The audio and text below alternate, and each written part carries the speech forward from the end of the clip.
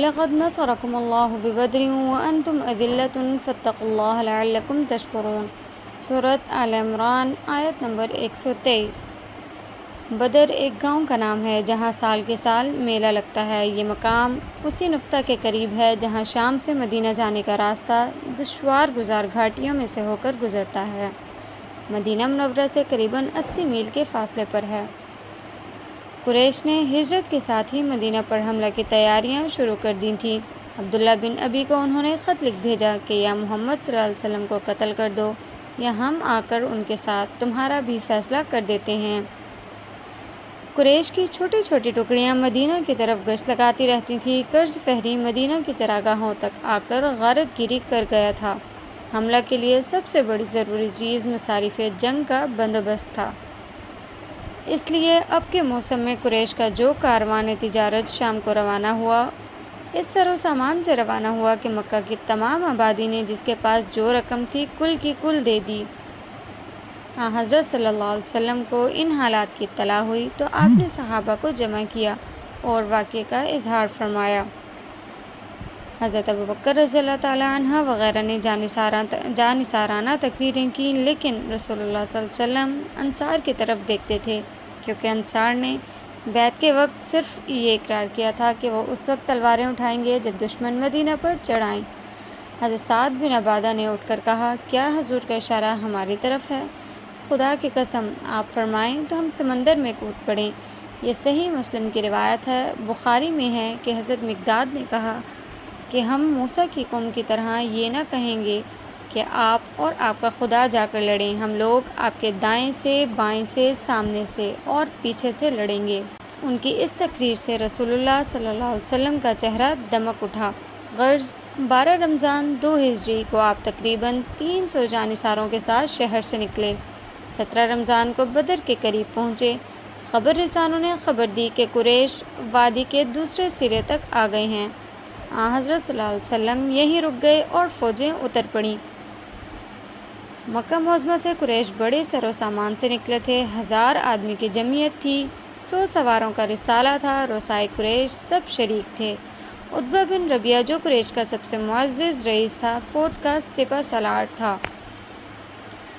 قریش کو بدر کے قریب پہنچ کر جب معلوم ہوا کہ ابو سفیان کا قافلہ خطرے کی زد سے نکل گیا ہے تو قبیلہ زہرہ اور عدی کے سرداران نے کہا اب لڑنا ضروری نہیں ہے، لیکن ابو جہل نے نہیں مانا۔ زہرہ اور عدی کے لوگ واپس چلے گئے، باقی فوج آگے بڑھی۔ قریش چونکہ پہلے پہنچ گئے تھے، انہوں نے مناسب موقع پر قبضہ کر لیا تھا، بخلاف اس کے مسلمانوں کی طرف چشمہ یا کنواں تک نہ تھا۔ زمین ایسی ریتیلی تھی کہ اونٹوں کے پاؤں ریت میں دھنس دھنس جاتے تھے۔ حضرت حباب رضی اللہ تعالیٰ عنہ بن منظر نے حضرت صلی اللہ علیہ وسلم کی خدمت میں عرض کیا کہ جو مقام انتخاب کیا گیا ہے وحی کی روح سے ہے یا فوجی تدبیر ہے؟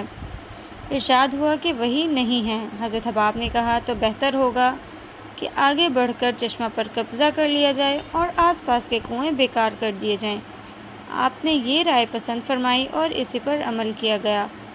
تائیدہ ازدی اور حسن اتفاق سے میਂہ برس گیا، جس سے گرد جم گئی اور جا بجا پانی کو روک کر چھوٹے چھوٹے حوض بنا لیے گئے کہ غسل اور وضو کے کام آئیں۔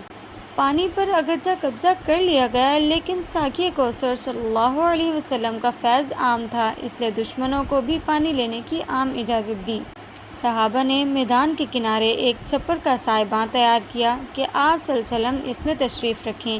حضرت سعد بن معاذ دروازے پر تیغ بکف کھڑے ہوئے کہ کوئی ادھر نہ بڑھنے پائے، اگرچہ بارگاہ الہی سے فتح و نصرت کا وعدہ ہو چکا تھا۔ عناصر عالم آمادہ مدد تھے، ملائکہ کی فوجیں ہمرکاب تھیں، تاہم عالم اسباب کے لحاظ سے آپ صلی اللہ علیہ وسلم نے اصول جنگ کے مطابق فوجیں مرتب کیں۔ مہاجرین کا علم حضرت مصعب بن عمیر کو عنایت فرمایا، خزرج کے علم بردار حضرت حباب بن منظر اور اوس کے حضرت سعد بن معاذ مقرر ہوئے۔ صبح ہوتے ہوتے آپ نے صف آرائش شروع کر دی۔ یہ معرکہ اثار اور جاں بازی کا سب سے بڑا حیرت انگیز منظر تھا۔ دونوں فوجیں سامنے آئیں تو لوگوں کو نظر آیا کہ خود ان کے جگر کے ٹکڑے تلواروں کے سامنے ہیں۔ حضرت ابوبکر رضی اللہ تعالیٰ عنہ کے بیٹے میدان جنگ میں بڑھے تو حضرت ابوبکر تلوار کھینچ کر نکلے۔ عتبہ میدان میں آیا تو حضرت حذیفہ اس کے مقابلے کو آئے۔ حضرت عمر رضی اللہ تعالیٰ عنہ کی تلوار ماموں کے خون سے رنگین تھی۔ لڑائی کا آغاز یوں ہوا کہ سب سے پہلے عامر حضرمی، جس کو بھائی کے خون کا دعویٰ تھا، آگے بڑھا۔ حضرت عمر کا غلام اس کے مقابلے کو نکلا اور مارا گیا۔ عتبہ جو سردار لشکر تھا، ابو جہل کے طعنے سے سخت برہم تھا، سب سے پہلے وہی بھائی اور بیٹے کو لے کر میدان میں نکلا اور مبارزے طلبی کی۔ عرب میں دستور تھا کہ نامور لوگ کوئی امتیازی نشان لگا کر میدان جنگ میں جاتے تھے۔ عتبہ کے سینے پر شتر مرغ کے پر تھے۔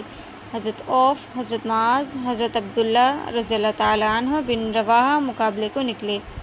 عتبہ نے نام پوچھا اور جب یہ معلوم ہوا کہ انصار ہیں تو عتبہ نے کہا، ہم کو تم سے غرض نہیں۔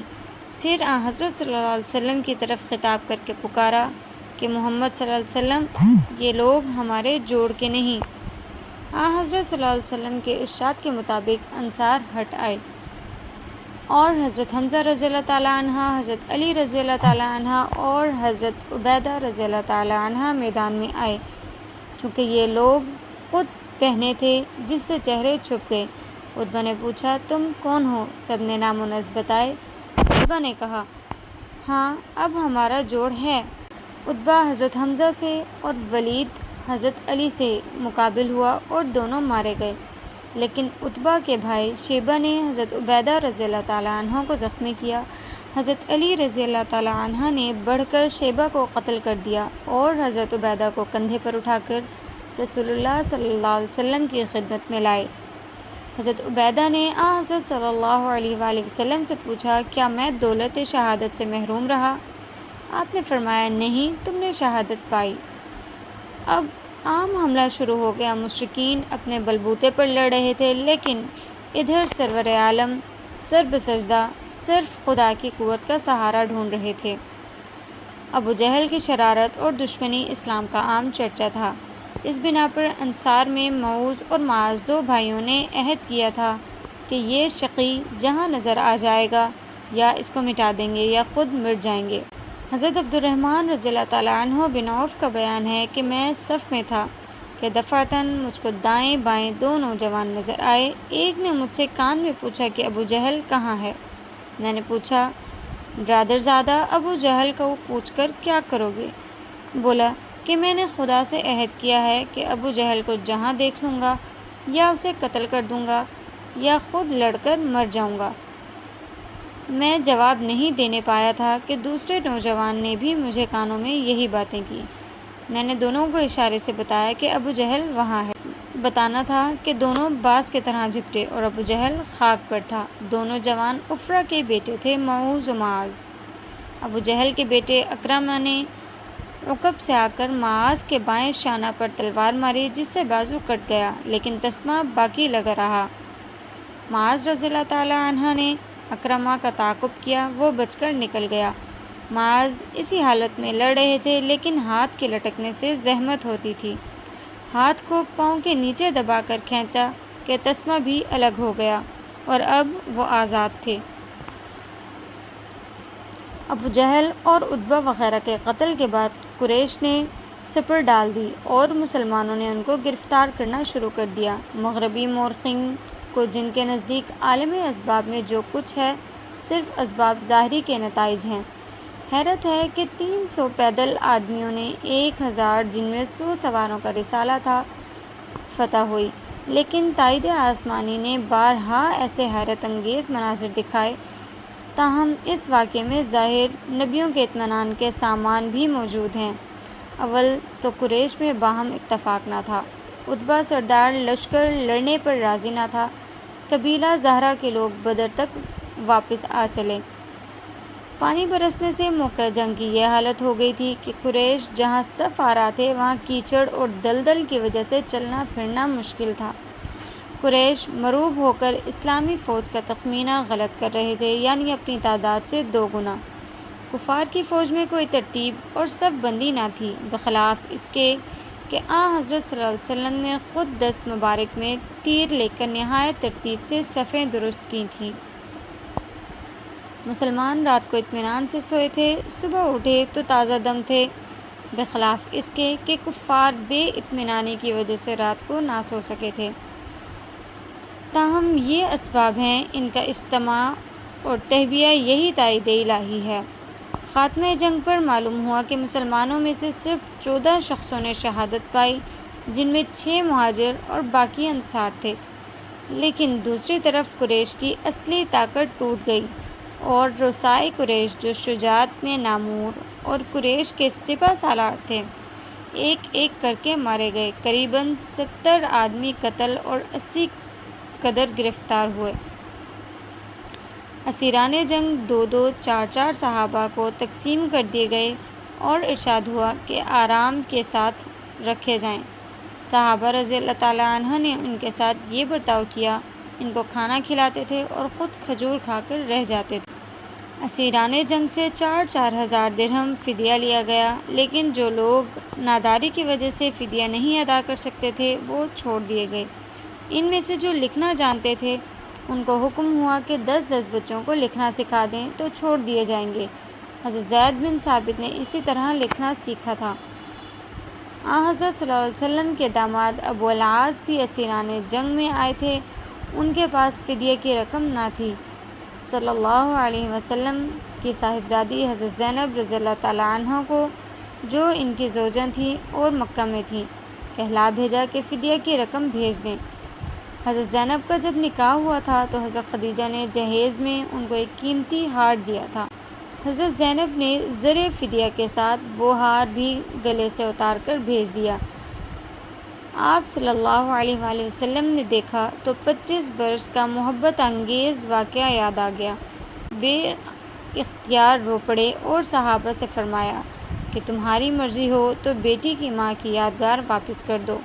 سب نے تسلیم کی گردنیں جھکا دیں اور وہ ہار واپس کر دیا۔ بدر کے نتائج کچھ یوں ہیں۔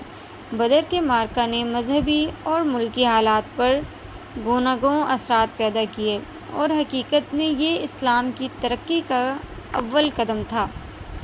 قریش کے بڑے بڑے رؤسا، جن میں سے ایک ایک اسلام کی راہ میں صد آہن تھا، فنا ہو گئے۔ عتبہ اور ابو جہل کی موت نے قریش کی ریاست عامہ کا تاج ابو سفیان کے سر پر رکھا، جس سے دولت اموی کا آغاز ہوا، لیکن قریش کی اصلی زور و طاقت کا معیار گھٹ گیا۔